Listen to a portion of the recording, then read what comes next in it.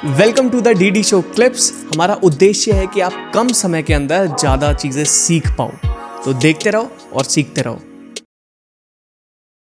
Sir, ये कैसे पता चलेगा कि अब सर्जरी का टाइम आ गया, सर्जरी करानी ही पड़ेगी? This is very good question, क्योंकि मेरे बहुत सारे पेशेंट आते हैं और हर तरह के पेशेंट आते हैं। गांव के मरीज भी आते हैं, शहर के लो सोशो इकोनॉमिक ग्रुप के भी आते हैं और हाई के भी आते हैं। आप कहाँ पर कंसल्ट कर रहे हो और आप क्या चाहते हो? मैं तो हमेशा यही कहता हूँ कि अगर आपको ऑस्टियोआर्थराइटिस है, माइल्ड केसेस के अंदर, तो आपको किसी भी तरह की सर्जरी की बिल्कुल ज़रूरत नहीं है।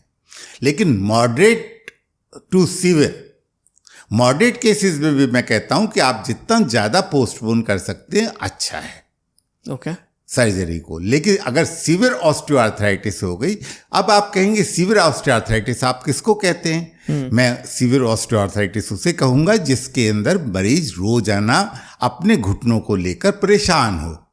उसे रोजाना सुबह उठते ही दिक्कत आ रही है, सारे दिन उसको 1 या 2 गोली खाने की ज़रूरत पड़ रही है, उसका रोज़मर्रा का जो काम है वो सफ़र कर रहा है। तो ऐसी स्थिति में आपको सोचना होगा कि क्या मुझे रिप्लेसमेंट कराना है। तो सर्जरी अगर आप देखें तो मैं तो ये कहूँगा, let the patient earn the surgery. मरीज को ही कहने दीजिए इस बात को कि मुझे अब डॉक्टर एक ऐसा उपाय बताएं जिससे कि मुझे रोज रोज की दर्द से राहत मिले।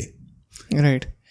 सो सर, थोड़े से ना मुझे एक चीज़ जाननी है कि जैसे आपने दोनों पैटर्न को ऑब्जर्व किया होगा, जो अर्बन में है और जो रूरल में है।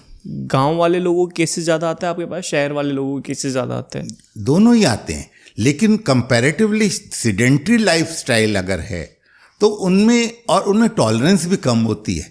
जो हमारे शहर वाले हैं, अच्छा, उनको थोड़ा सा दर्द होगा या कोई परेशानी होगी तो फौरन कंसल्ट करते हैं, आ जाते हैं। गांव वाले जो हैं वो अपना सोचते हैं कि ये तो बाय का दर्द आ गया और कुछ तेल लगा लेंगे, कभी कोई लोकल दवाई खा लेंगे। क्योंकि हम लोग कंसल्टेंट डॉक्टर्स हैं, हमारे तक रूरल पॉपुलेशन कंपैरेटिवली कम कंसल्टेशन के लिए आ पाती है। जहाँ तक कहा जाए कि इंसिडेंस दोनों में ही बराबर है, लेकिन गांव वाले क्योंकि कंपैरेटिवली उनकी लाइफस्टाइल सीडेंट्री नहीं है, उनकी मसल्स कंपैरेटिवली स्ट्रांग होती हैं, तो उनके अंदर जो माइल्ड ऑस्टियोआर्थराइटिस है वो उनको कम तंग करती है।